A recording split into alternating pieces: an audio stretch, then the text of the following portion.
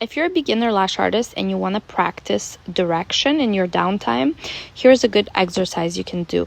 Simply take a little makeup sponge and take some tweezers, some lashes, and some glue, and draw some crooked lashes, and basically practice applying the extension as if you would on the client's natural lash.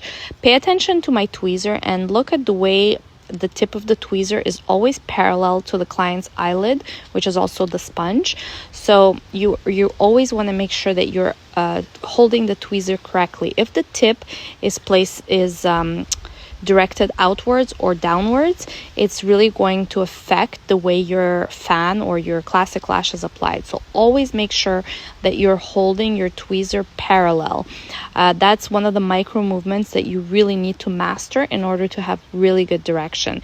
Always also make sure that you're applying the extension at a 90-degree angle to the client's eyelid, and then also certain lashes you may need to apply them from the side, as you can see here, or from the top or from the bottom, depending on the growth of the actual client's natural lash. So certain lashes may need to be skipped, and other ones you may want to lash them depending on if it's a good enough surface area you can achieve.